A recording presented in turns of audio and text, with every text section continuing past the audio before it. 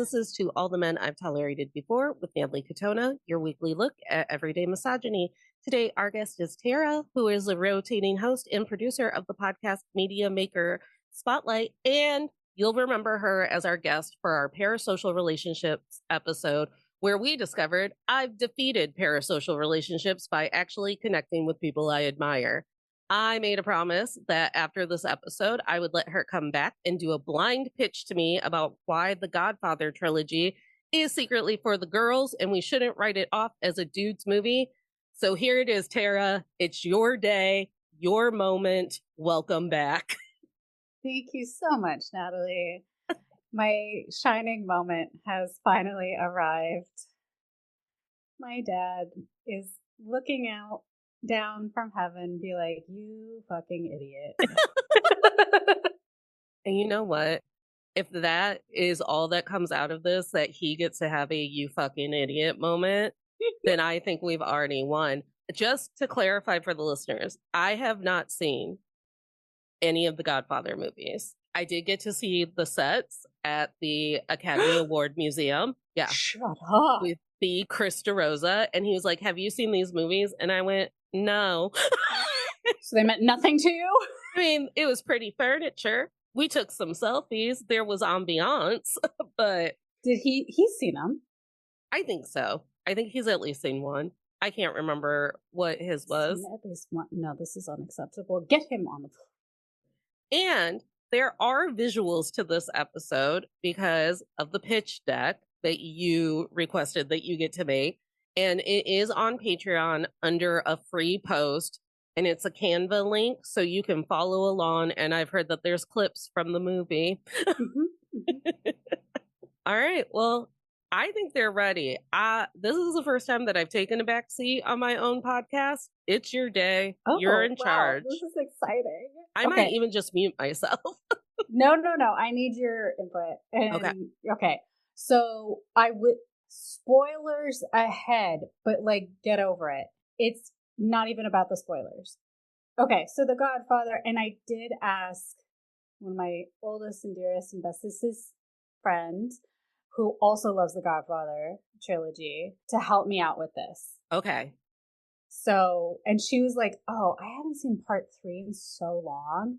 So we actually rewatched it. Did you see my message to you? Where did the message end up? Discord. Maybe.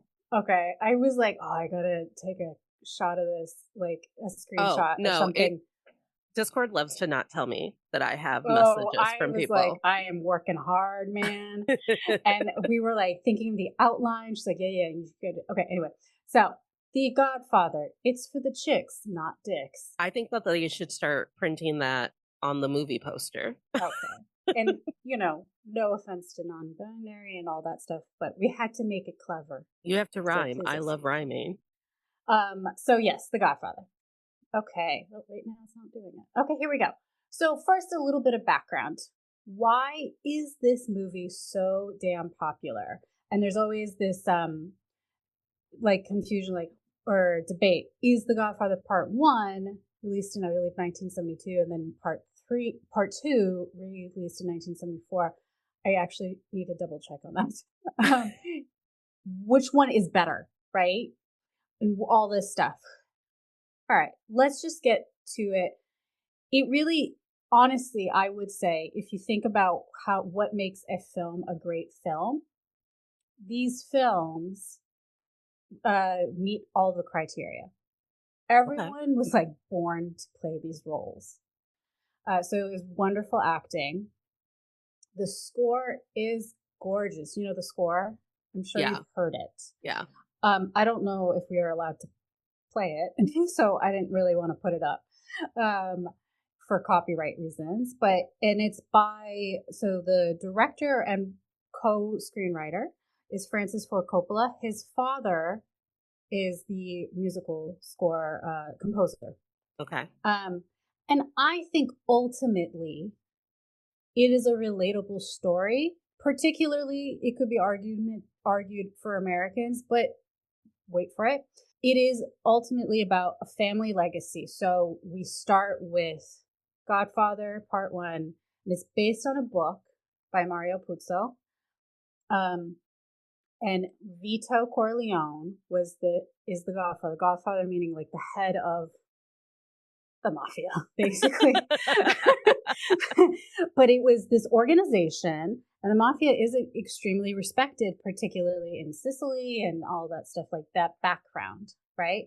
And they were really come to people went to them when they needed something more so than to the cops or a lawyer perhaps and things like that. So he was and he became the head of that, hence the name The Godfather. And so Mario Puzo, being Sicilian, wrote about it and all that stuff, but he kind of showed this family and this legacy of how Vito goes from Sicily and escapes there to make it to Ellis Island and ends up in New York City. And then he has 4 children. And through the course after World War II, the course of how his children end up taking over the family business. And so it's like this family legacy, this immigrant story. And ultimately, I think, and this is why I argue could be for Americans, the American dream, right? Many immigrants came to America to make a better life for themselves because nowhere else in America was there like this idea that you can be so successful from nothing, particularly at the time of like is it like the early 1900s, right? Mm-hmm. When there was a huge upscale of people coming from Europe, from China, from other parts of Asia, all that stuff. So I was like, this is, for me, for my family, that they came from Iran. My dad came, he always wanted to come to America. He came for college and he did everything he could to stay, worked at a bank, all that stuff, became a lawyer, all this stuff. So I very much related to the children. You're like, okay, they worked so hard to get here and we cannot screw this up. Spoiler alert, the son screws up. Wow. So I think, but on top of that, and also to stay true to your roots on top of it, because guess what? America ain't that great. It's very racist.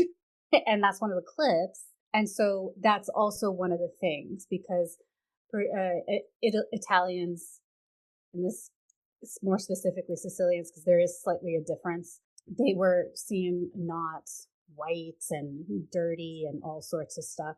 So Michael, the youngest son, who ends up becoming the Godfather, which is what Godfather Part 2 is about, his rise and fall, arguably, also about Part 3, is sort of talking about that, right? Does that make sense? Yeah. How do you keep your roots, but still grow within the American dream and be recognized as an American? Because I'm born in this country, but they won't accept me. So how do I juggle this, right? And build off of it. And I think that's what people really are drawn to, regardless of your gender, regardless of your background, as well as the musical score and the acting. And yeah, there's some problems with it because, make note, it takes place after World War II. So the film was made in the early 70s. So it's supposed to take place in like late 40s, early 50s.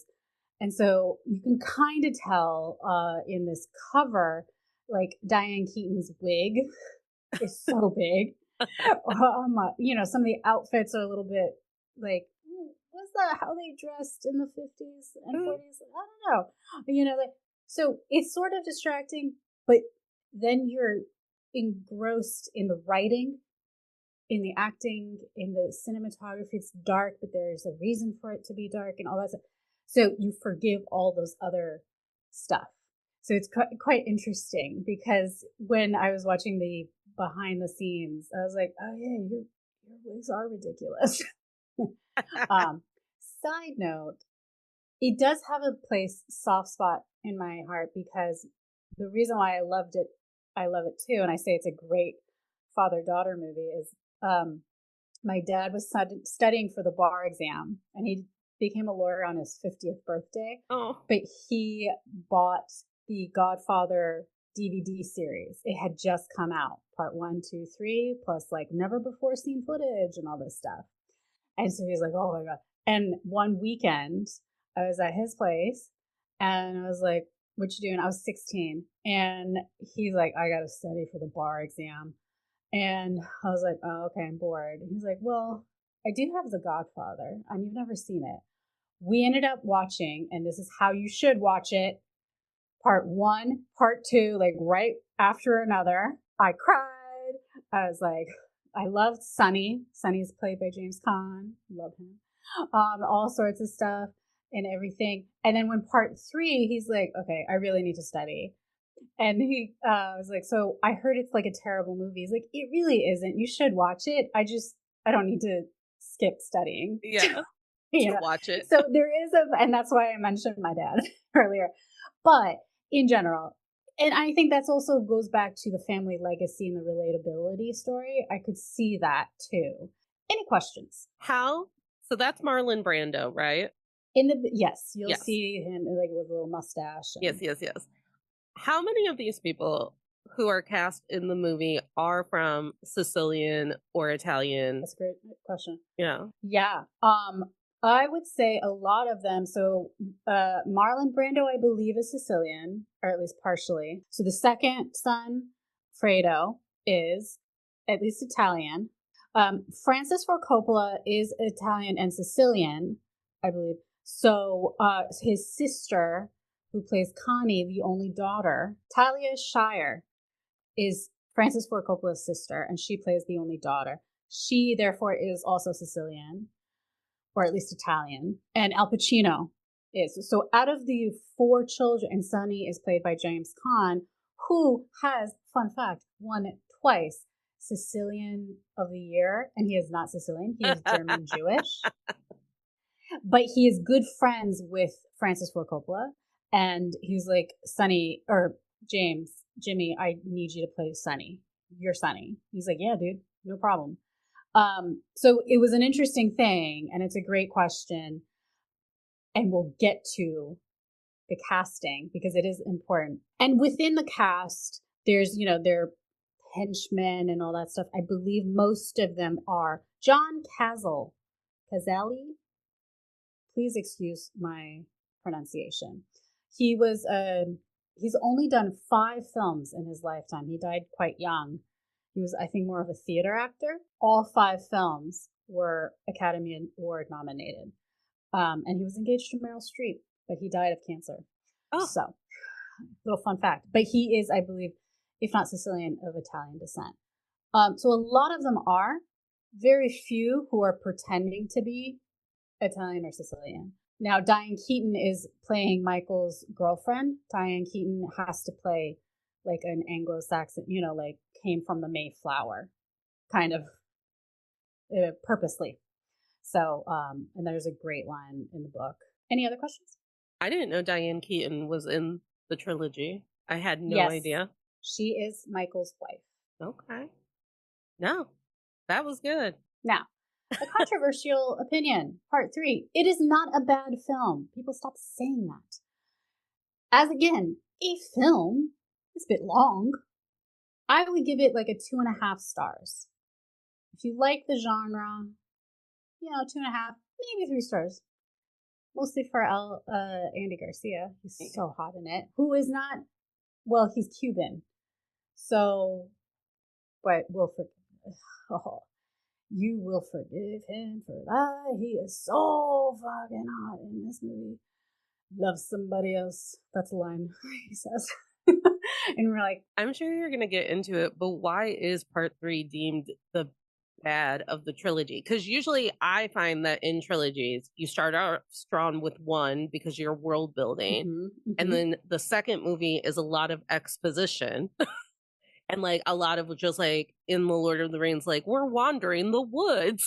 We're like talking to villagers and stuff. And then things go back to happening in book 3 because we're getting a big climactic conclusion. At the time of this, so part 3 was made in the late 80s, early 90s. I think it came out like 91. So it was 74, 84, over almost 20 years since part 2 to part 3. It was not planned. Even part 2 was not planned. If we go back, they originally were just going to make Godfather part 1, just one, done, right? Because the book that it's based off of, there is no part 2 or part 3. It was so successful, though, that Paramount and everyone was like, let's make another one.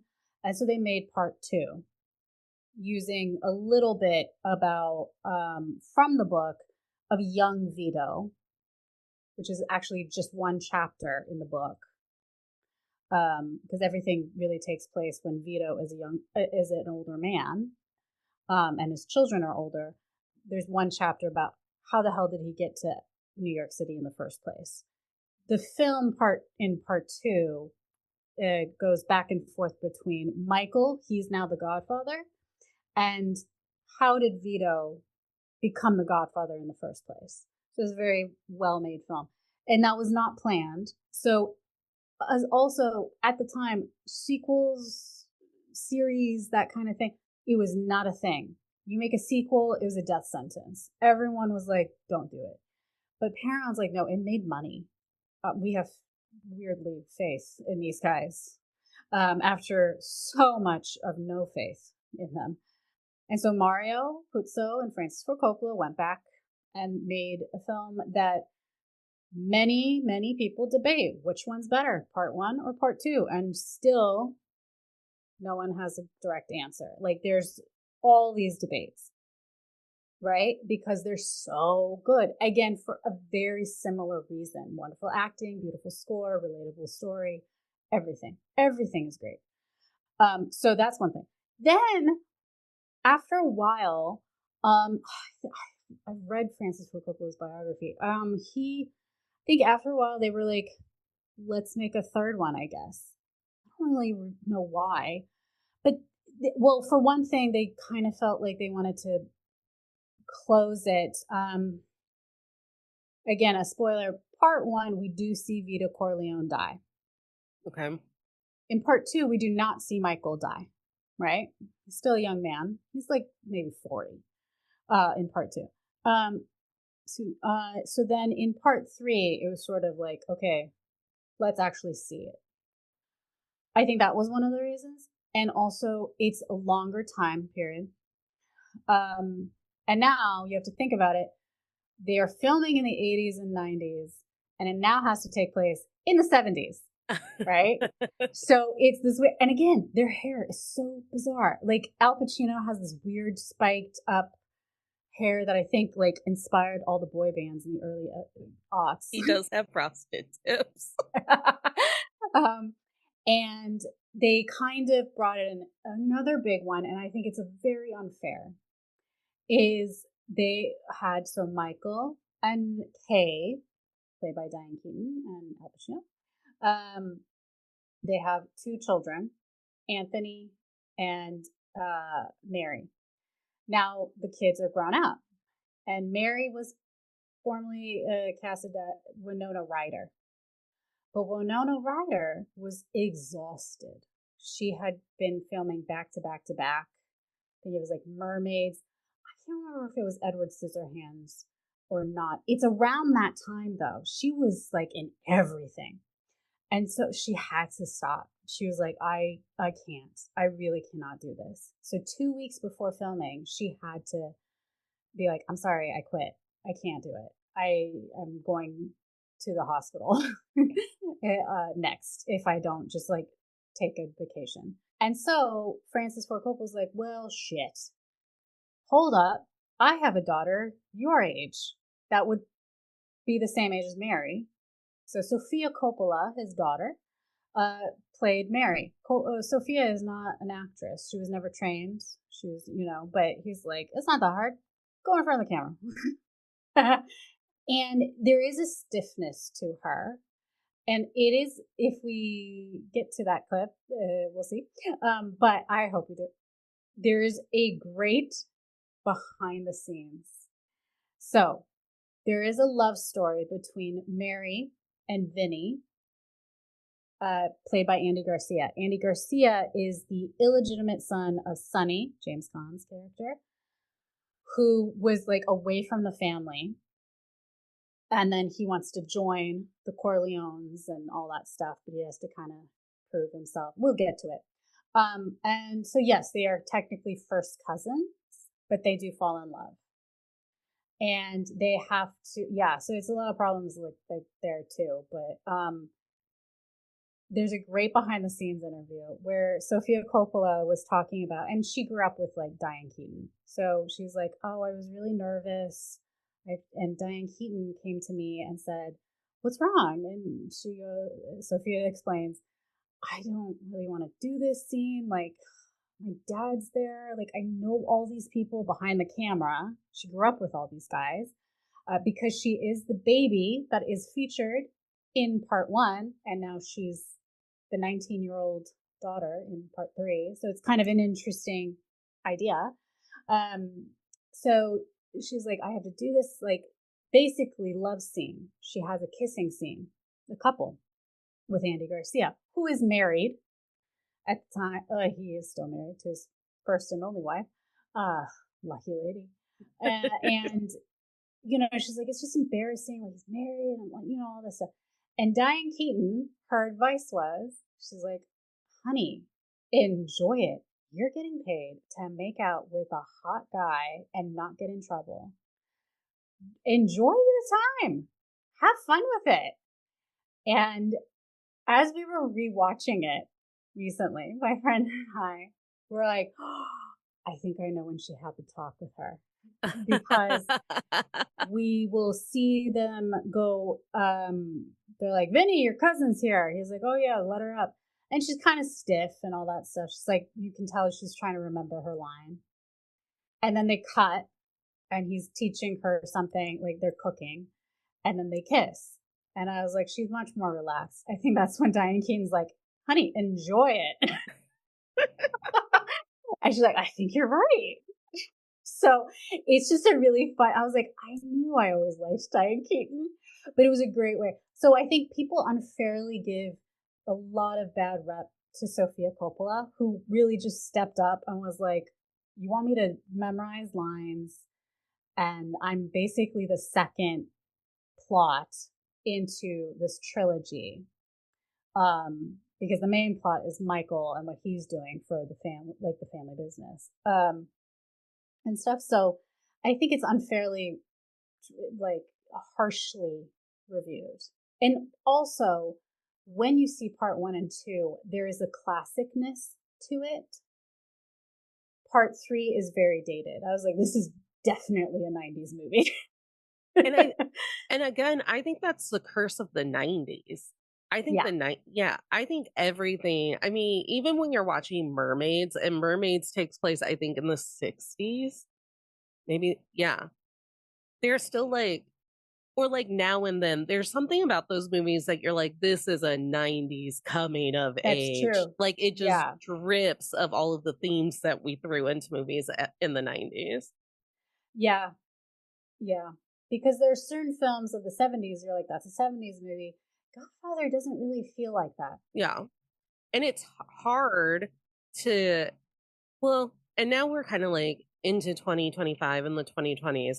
I don't know what our identity is anymore. Maybe it's like green screens and special effects that I'm like, go back to practical effects. They looked better, CGI and whatnot. But I don't know what our timestamp is for movies where like 70s movies felt so 70s and 80s. I mean, could you imagine The Godfather made in the 80s and Diane Keaton has a blowout perm? Right. Yeah, exactly. Like, how do you, yeah, exactly. It would either, yeah. And but they made it in the 90s, so they would still make it look more 90s than it would have been in the 80s, you know, kind of thing. So, yeah. So, yeah, that's my argument. But as a film, as a plot, I mean, the acting is exaggerated, but I think that's because Al just took too many drugs. Al.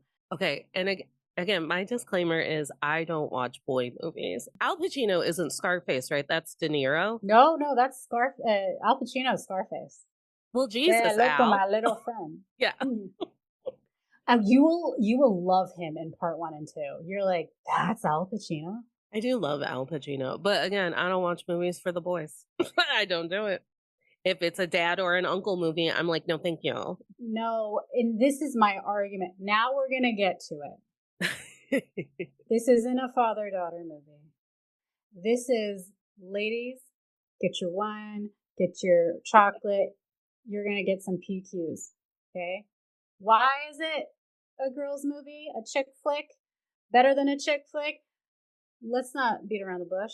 Huh. The hotties! What? Okay. So, let's get into it. Okay. I have pictured here some of the main hotties that take place throughout the 3 series. Okay. And each one will get their own slide. Don't you worry.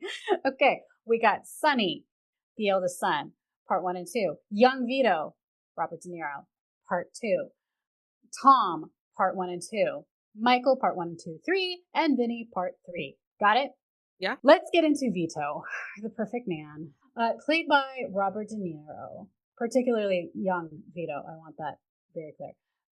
Older Vito, obviously, was Marlon Brando, who was like, I think 45 when he played him. And he is supposed to play a 60-plus-year-old. And it's so cool to see how and that's why you'll find out why they say Marlon Brando is one of the greatest actors to ever live.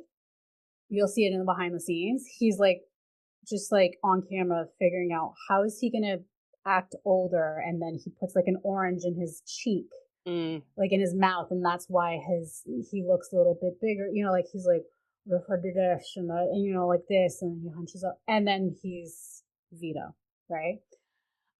So then, fun fact. Okay, let's get to the character. Sorry, I will totally geek out. Okay, cool. Marlon Brando is wearing special effects makeup though too, right? They like aged He him. put on a few prosthetics. To, like, wrinkle his eyes. I think they go into it at the Academy Awards exhibit. Like there's a whole exhibit dedicated to The Godfather. And I think like part of it is Marlon Brando's transformation. Yes, it's very interesting because if you think about a 45-year-old is not old. No. And also to be having the profession that he had and the responsibilities and to live what he had to live through. He witnesses his mother, father, and brother, his whole family be killed in front of him. And he had to run away at like 7 years old, 8 years old.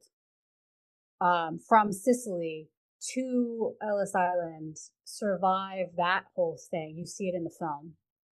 Like it takes a toll on you. You're an orphan. And then, goes to a strange land. And he's like, what the hell do I do now? So it's not just about the age. He had to think about that. And he was a method actor, Marlon Brando. So it's very interesting. So at least he was like, no, we got to give me, I don't know if he put on a quote unquote fat suit, probably, I think, like putting something that aged him, but also put more like weight on him. Yeah. And stuff like that. But there's ways that you could see it. And then, his voice, famously, he decided on that voice, the strain on his voice kind of thing. Very soft, but very like low, but powerful too. So, and then Robert De Niro was cast. He actually auditions, and you can see the audition of him auditioning for Sonny. Will be the oldest son. And that's when they were like, when we're going to make Godfather Part 2, we were like, oh, you know who might be good for Vito, young Vito, is that one kid, Robert De Niro. And so they asked him back because he has to basically emulate whatever Marlon Brando did, but 30 years younger. Which is hard. It's very hard. And he won the Oscar for it. Yeah. If you've seen the Han Solo movie that they did, where that kid had to be Harrison Ford while also not being Harrison Ford, I didn't buy it. Like, it's hard to do. And also, I was like, why is it a young Han Solo? Han Solo was young. Correct. Why am I watching like 10 years prior? Like, this is stupid. I'd rather watch Harrison Ford on Shrinking, honestly. Like, if, But but I don't envy that poor kid. And he's a great actor, I think. yeah, he's done other stuff where I'm like, oh, now I'm bought in. I'm not very attracted to men anymore, but I will say that these eyes in this like That's the sepia thing. tone photo of Robert De Niro and Honey, this that's just jawline, the photo. he looks like he'd like talk to me softly. I know. I know. Okay, so let's get into it. I say everybody wants to be Vito or to be with Vito. Why Vito is basically the perfect man. He is devoted to his wife. Um, he out of pretty much everyone except for Michael, ironically, everyone in the mafia basically has a mistress. Not Vito and not Michael. Vito was always with his wife. Um, they don't really talk about how they met. They, both were immigrants in Little Italy and New York City, but he was always a family man, and a lot of people really trusted him. He's also really just like this quiet guy who was sort of like a fly on the wall and just observed.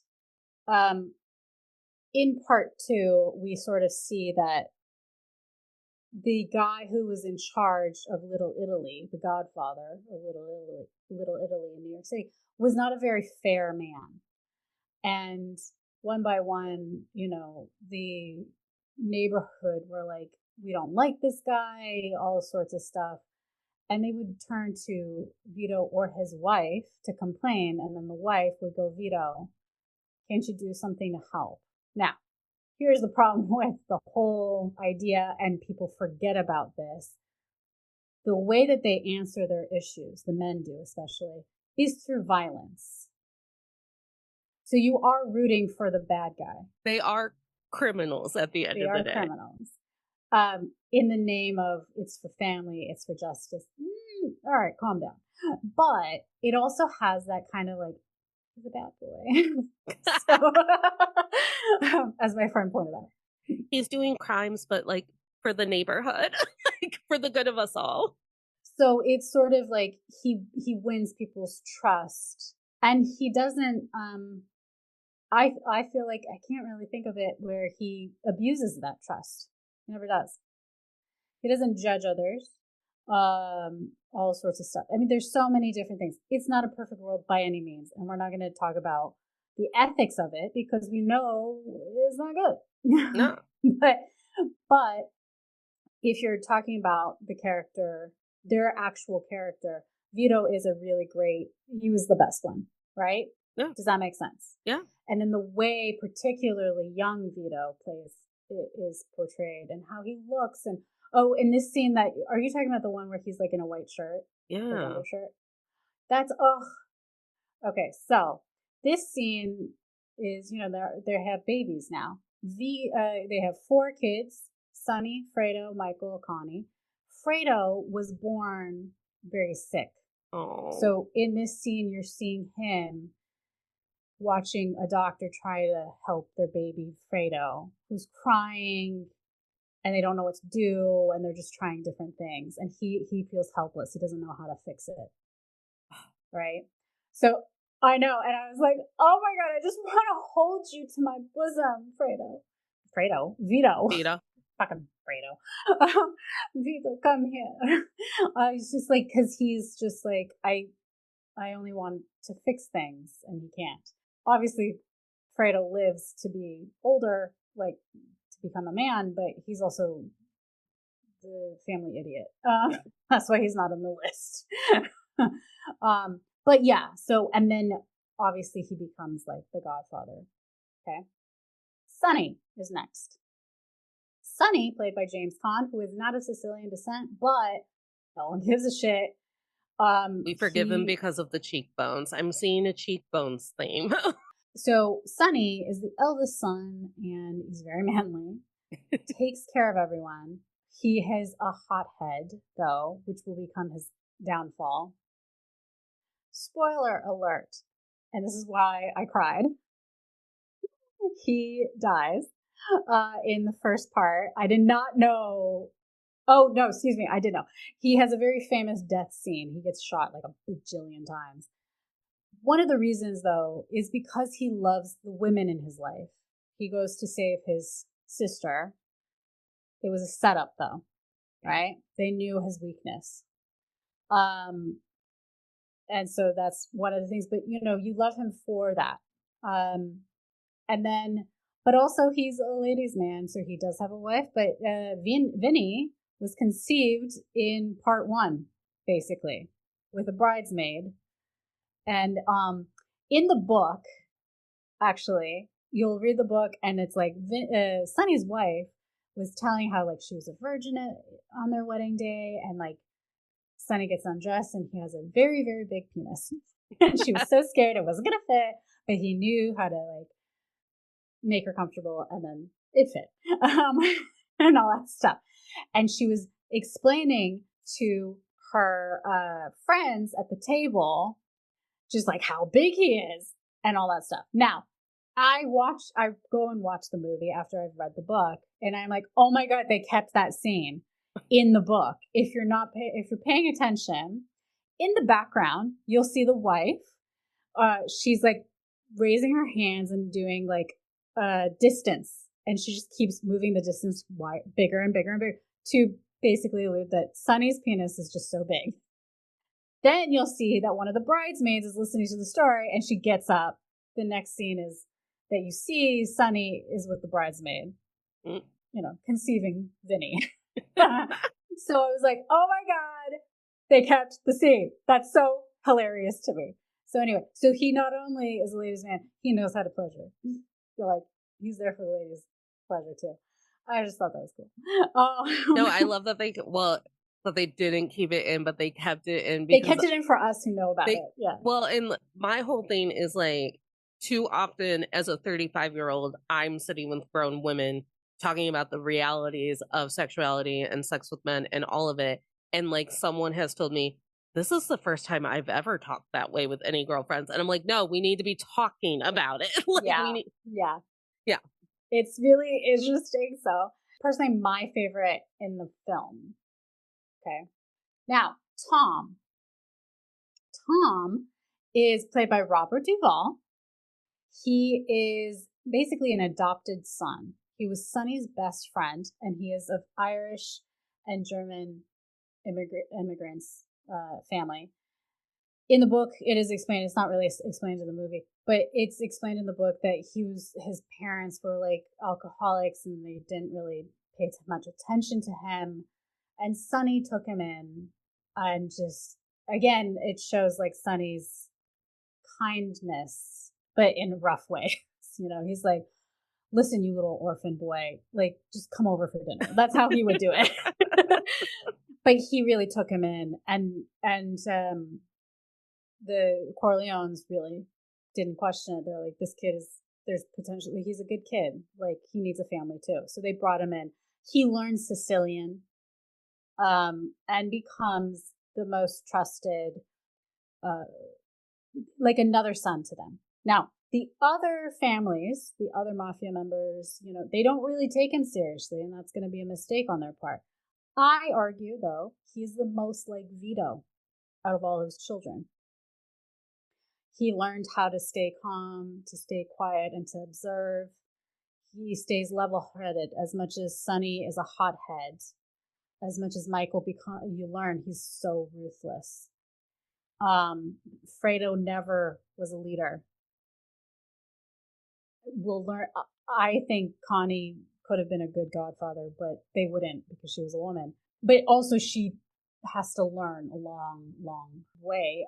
But Tom really learned from Vito and really understood how to play the game.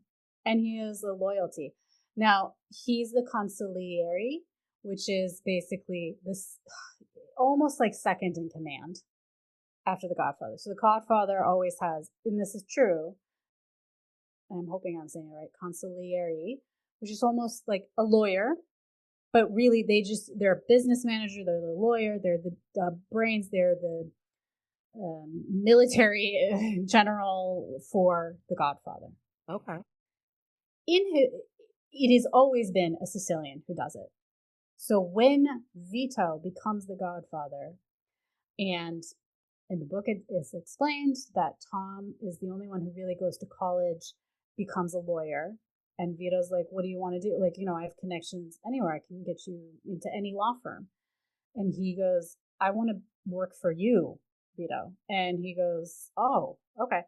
And then proving himself, Vito makes him the consigliere, which pisses off everybody except for the Corleones. And then when Michael becomes Godfather, he keeps Tom as consigliere. So he's in 1 and 2.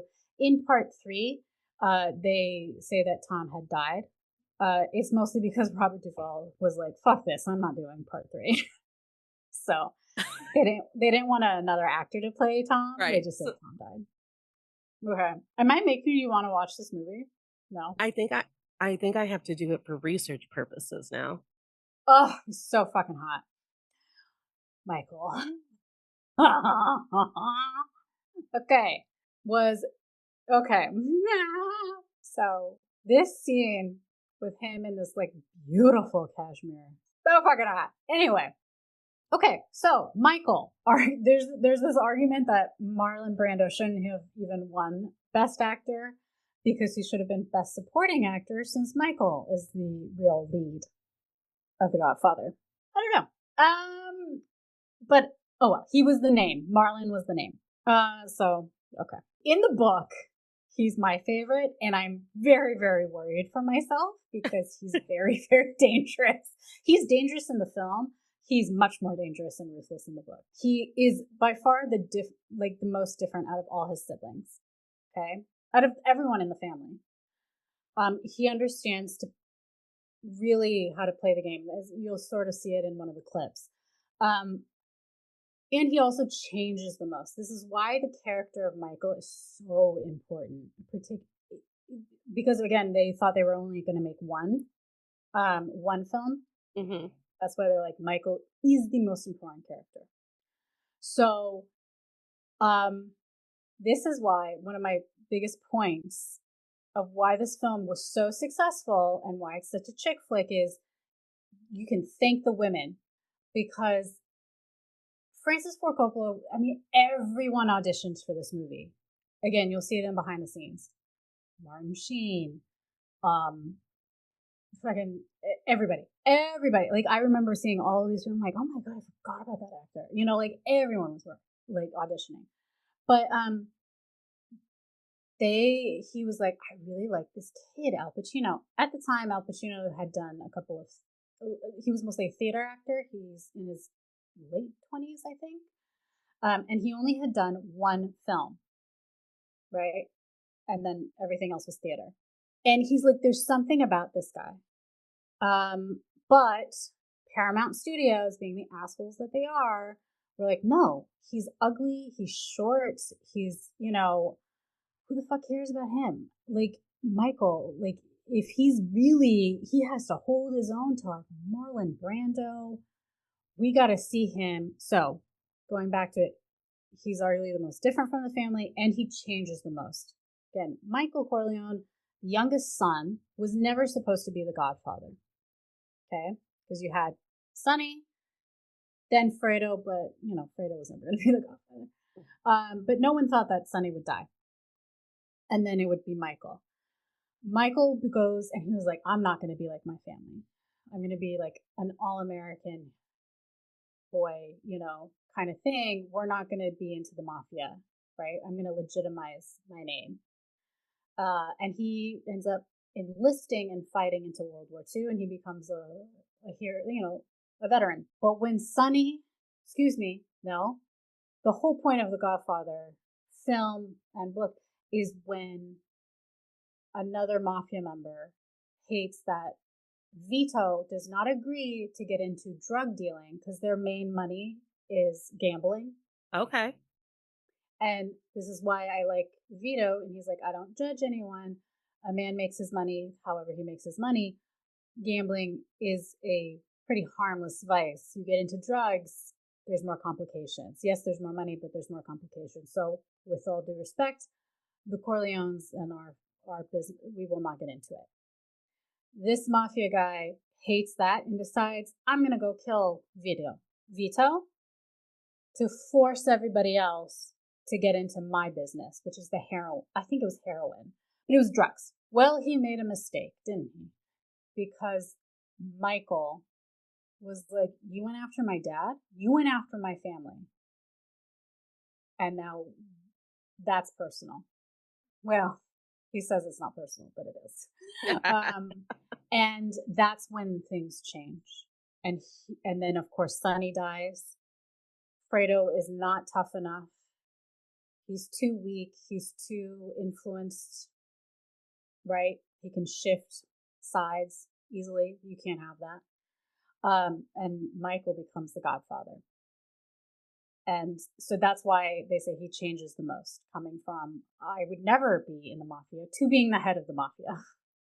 And not only that, the most dangerous man in the mafia. His father was never this ruthless, never this dangerous, right? And The Godfather Part 2 continues that. Okay, any questions? No, I actually just want to make a joke about short men. Yes. To be like, short men and their anger, straight from the devil. Like, going back to this story, so he's like, there's something about this Al Pacino kid. I feel like he can do it. I feel like he can be like this soldier, veteran, good kid, meets this all-American girl, and then becomes the most ruthless killer, basically, by the end of the film. But he's like, fine. James Caan, can you go and audition to be Michael? Do a screen test with Diane Keaton. We already had decided Diane Keaton's going to play Kay, the girlfriend. And she was, again, auditioning with every man. They wanted Robert Redford, who, again, is not Sicilian. It's not Italian. No. And all sorts of stuff. You know, they were thinking, if you wanted somebody who will be arguably the lead, they have to be handsome. And because they're a bunch of men, they wanted to be what their idea of handsome was. Okay? So, finally, after all of these, I mean, like hundreds of these screen tests for this Michael Corleone, and Francis is like, it's gotta be Al. But he finally goes and he talks to his wife, Diane Keaton, and one real female producer and a couple of the secretaries, the females. And he goes, you've all seen the screen tests.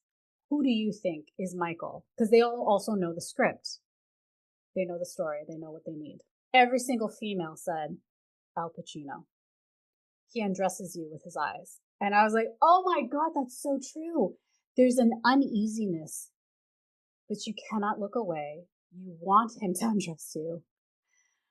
Right? You're like blushing the whole time. You're like, he's dangerous, but unsuspecting, but not, you just can't put your finger quite on it. And he is the most intense out of all of them, even out of Marlon. If you really think, like, even a young Marlon, kind of thing. All of the women saw it and saw what Francis could see, but he needed the proof. And so he's like, I'm sorry, all you men, if you want to sell tickets and if you want to, like, I'm telling you, there's something about this kid. All the women are seeing it.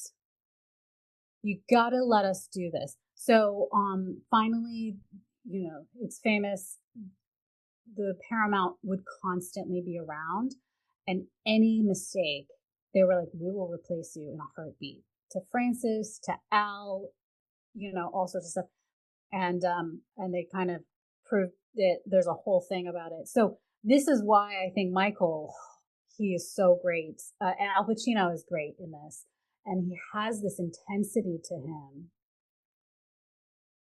For the PQs, you definitely watch it. The quiet masculinity, it's such a secure thing. They're so secure in it. So then they do love their wives more. Yeah. And they it's the way that they communicated. Yeah. And they are more playful with their kids. And they are like more like, I think you're right. We don't have a lot of that secure masculinity anymore. masculinity is so insecure, and it's where all the violence and all of the shitty ways that they treat us on dates and all of it come from. And it's because they're so deeply insecure. And I don't know how. I do say a lot of the time it's because none of them got to go to war and they all grew up with like grandpas and uncles telling war stories, and like they didn't get to. So like nothing's ever made them feel heroic. It's like the Fight Club. He's like, we don't have a war. Our war is capitalism, our inner war kind of thing.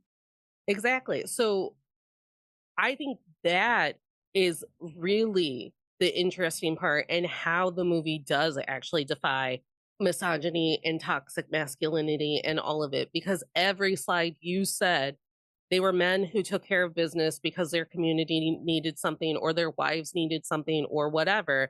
But at the end of the day, they were family men. They like helped with kids and they helped and they loved their wives and whatnot. And I see that in so many men who are more secure in themselves than these insecure fucks that I've been lucky There's a enough to difference date. between toxic masculinity and insecure masculinity. Part of this is that why the violence was their answer is it's not the I don't think it's the toxicness, it's the insecurity, it's the wrong handling of it, and they didn't have any other solution handed to them. But and I do have a slide that often is overlooked, but the women are just as important as the men. They just are not talked about. And so it is at the end. But yes, I do agree with you on that, and it does make me think of men in our like our grandfathers or our great grandfathers, those who had to survive several wars. Not so much more recently of those kinds of like in the And then like last. the immigrant experience. But it is also another thing is when you forget about that stuff. That's why I think it's such a relatable story about any immigrant story is like you were raised here, or like that's why Kay is such an interesting character because they're like your family's from the Mayflower, bitch. Like don't even. And I'll send you either the transcript of it or a TikTok of them going into it. But on one of my like D&D shows, Brennan Lee Mulligan like has this whole like monologue about how like laws are just threats, and they're threats brought upon like, and it's like laws are fake. Basically it's like laws are just fake. Like That's part two is Vito, sorry, Vito. Michael works with the government, like a senator of Nevada, and the senator acts like he's all high and mighty, and we're like, bitch, you're just as corrupt as the mafia. yeah. You're just as illegal. So it's all just like laws are fake, and they're just made up by the higher power. And how did that higher power even get higher power? Probably by doing something that's worse than whatever crime you're doing. And yeah. And again, like America built on colonization and slavery, just so everyone, in case we forgot. That and also a lot of organized crime. A lot of organized crime. It is a lot of that stuff and playing the game and all that. Yeah, you should really watch. I probably should also read the book. Probably. Because the book probably goes more into the family dynamics than the definitely. movies have time for. Yeah. I think part two will be interesting for you to see it for the aunts and the grandmothers. We'll move on. We're almost done. Vinny. I did forget about Andy Garcia. Oh, don't worry. I have not. So Vinny is like his daddy, Sonny, a ladies' man, charming and loyal, but he's also ambitious. And you just love him. He's so look at his hair. You just kind of want to. Okay, this is the other reason why it's a chick flick. The women. It really is down to it. If it wasn't for the women, the men wouldn't do anything. Okay. Amen. Yeah. It's just not spelled out that way. You kind of have to. Not even you have to be a dumbass not to realize it. Some of the women, Carmela is the wife of Vito. Kay is the wife of Michael. Connie is the sister of Michael and daughter of Vito. Also, Michael had been married once before, and she dies. She was killed during an assassination attempt of Michael because they knew he would be the next Godfather, but they killed his first wife instead. So there's a line in this because he is taken to Sicily in hiding. What is it? Oh wait, I have it written down. But there's a great line from the book. It's one of my favorite quotes.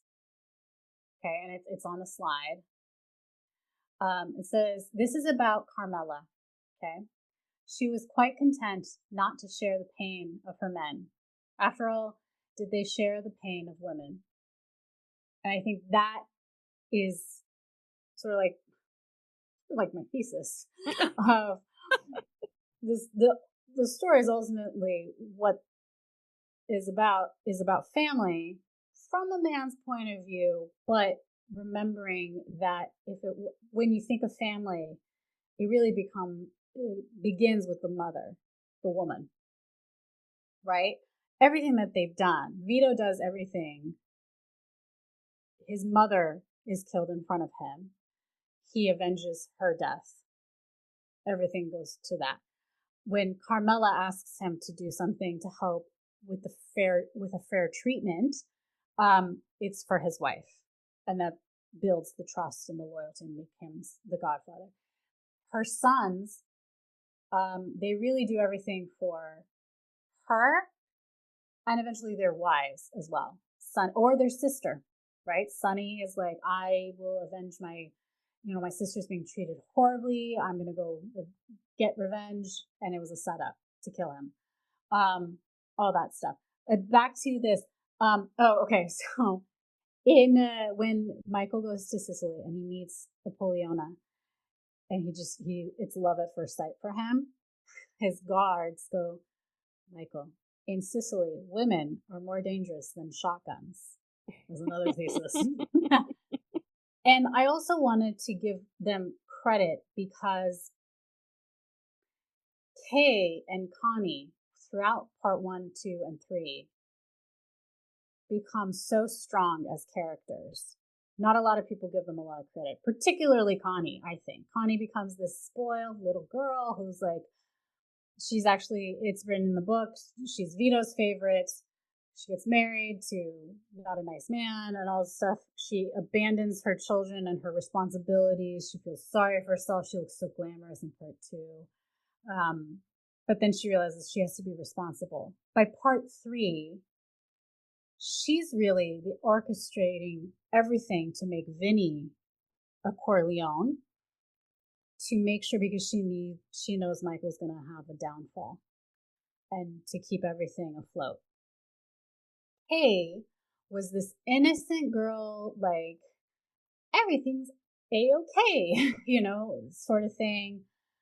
And it is kind of said particularly in the book, it's like spelled out, but in the movie too, Michael wants to marry Kay, not really because he loves her, but he's like, I need a wife like her to show my legitimacy as an American. And she really understands that and is kind of like, fine, kind of thing. And I love him and all that stuff. But by part 2, when she has children and she sees how dangerous this world is and she doesn't want that for her children, she fights back, and it's not going to be easy, as he is a very powerful man and takes the children away. By part 3, we know that she does have a relationship with her children, and that Michael regrets treating her so unfairly in a divorce. And she's not afraid to tell him as it is, right? Like, she finds a voice. She's very strong. People are like, she's annoying. And I'm like, why? Because she was like, you fooled me once with that cashmere sweater, bitch, but I'm no longer yours. So I think that's a really great thing. And so I was like, you got to watch it and you realize, oh, the women really, they just are slaves to the women, honestly. So I love this film, and I think this film franchise and all that stuff is just great. I had a cool few fun facts, which I thought was really cool. Really quickly, kissing the hand was not a common thing in real life with the mafia. Um, it's not even, I don't think it's even in the book, but when they were like, how do we explain to non-Sicilians, to people who don't understand the mafia, how it works, how important the Godfather is? So Francis and Mario were like, oh, you know what's not a common thing? Some men will shake hands, even hug, but they won't kiss another man's hand. So that's why they made it into it, right? And now today, real life mafia do that. That's not a thing. So that was just to show how important The Godfather is. There's a great Oscar rule, like a stupid Oscar rule, but I don't know if we have time for that. Connie's casting. Connie, again, the sister, she was in the book. She's described as ugly. And I was like, oh my God, Francis, you're so mean. You cast your own sister as Connie. And then I read Francis's book, like his biography, and I watched some behind the scenes. And it turned out that his mother, Francis's mother, was like, Francis, you got this big deal with Paramount. You asked your father to be the composer. Your sister Talia is an actress, and she's a good one. Cast her as the only other female that's left is that she could play is Connie. And he goes, Mom, Talia's way too pretty to play Connie. So I was like, that's a really great, like, don't judge a book by its cover kind of thing. I was like, it's the same story, but you're hearing it from the different perspectives. You're like, you're such an asshole, Francis. And then you realize, aw, he did love his sister. He thinks his sister's pretty and all that. He's like, but she's a great actress, but she's too pretty to play Connie. And she's like, well, figure it out. Go cast your sister. But also, like, pretty or not pretty aside, like, how often are women told that they're not beautiful enough? Like, oh, you're the ugly sister or whatever. And then, like, you from the outside of this family are like, Connie's a babe. I don't like, what are you guys, why? Like, Well, especially on this photo, I purposely chose that photo once you see part two, like where she's kind of figuring herself out. She's no longer this innocent, thing. She's gone through some shit. But she's also a neglectful mother. She's not a good daughter, all that stuff. Then she changes. That's why I was like, she would eventually become really good. And she becomes really ruthless in part three. I love it. She poisons people. It's awesome. And then there was a clip, but we won't get into it. That was basically the Oscar role. And then I just share that, like, you can check justwatch.com where to find it in your country. And yes, if we had time, I have a really cool Oscar thing, but it's up to you. Which obviously, because of this movie, did they have to come up with an Oscar rule? No. It's so originally in part two, Marlon Brando was supposed to come. It's in the very end of the film. They were gonna remember when Michael said, I'm gonna enlist in the war, because he didn't have to, he decided to, because he wanted to not be part of the family business, and wanted to be more American. And Marlon Brando was supposed to come back as Vito Corleone, older and all that stuff, and everyone's pissed off at Michael for enlisting. Okay. And he's remembering this, right? Because, oh, how things have changed. He became what he didn't want to be, and he became worse. Now, if there's a rule in the Oscars, no two actors can play the same character in the same film and be nominated, let alone win. That's why, spoiler alert for the Fight Club, even though they wanted to, they could never campaign for Brad Pitt and Edward Norton for Oscars for Best Actor or Best Supporting Actor. They're playing the same character. But spoiler alert, they could for Godfather Part 2 for Robert De Niro. If Marlon Brando had shown up, they could not be nominated. Neither Marlon nor Robert for Godfather Part 2. what had happened was Marlon Brando just didn't show up the day of filming. Marlon.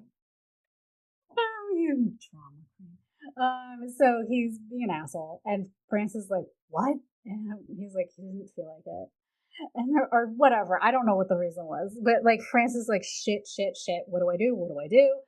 So in the last second, they decide, "Oh, we'll make it like a surprise birthday party," and everyone's like, "Let's go to the door to surprise Dad for his birthday." Mm-hmm.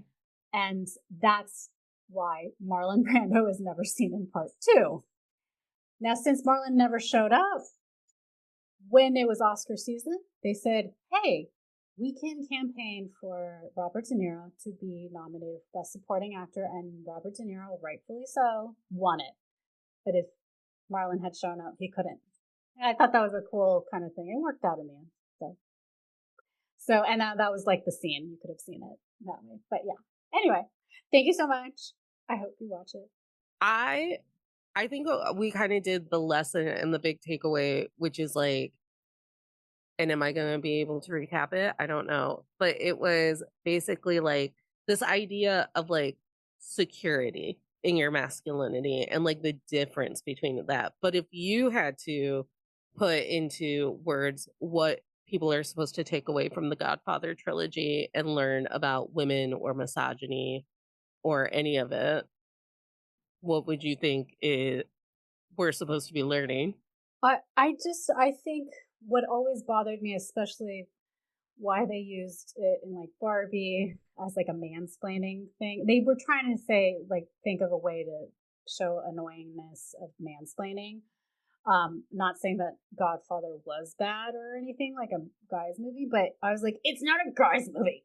I think it is a film that is really about your duty, your loyalties, your family obligations, and anyone from any background and any gendered identity and all that can really relate to it. And that's the thing about it. It's really not a guy's movie. That was my argument. I really loved it because I was like, oh my god, I can so relate to this. So that was it. And then once I really got into it, I had to read the book. I had to rewatch it 101 times.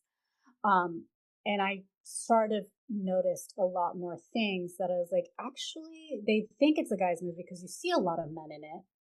A lot of men have lines. The women don't really. But I was like, but it's sort of, the women are actually very powerful. Yeah. At the end of the day, it's that quiet matriarchy, which is something that I am hoping in my sitcom and other projects. Because like would I love to just I did get a note from my sitcom pilot where it was like, what if we just never see the dad? Like he's talked of, you hear him from off stage every once in a while, but you never see him.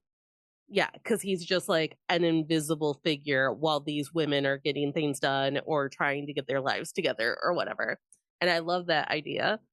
And if I could, I would make every male character just off stage and we never had to look at them. But I want to bring in like, what were women doing just like quietly behind the scenes in the things that I write, and how were they actually the most powerful people in the room?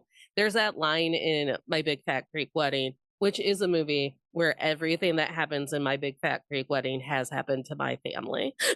Mine too. Where she says something about like, the men are the head of the family, but the women, they're the neck. It's a great one. It's a great one. And I think about that all the time because I'm like, well, no wonder I grew up. There was a TikTok going around where it was like when my dad meets my sister's new boyfriend, and he's like, my daughters, they don't respect men.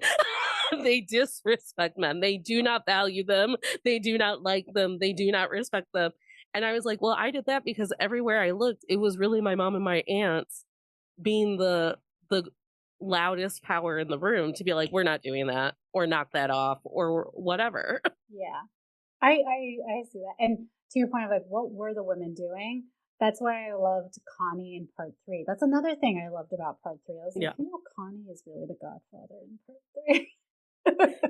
What would you hope to manifest for either lovers of The Godfather, movies in general, storytelling, or people like me who are going to be new to The Godfather and sit down to watch it?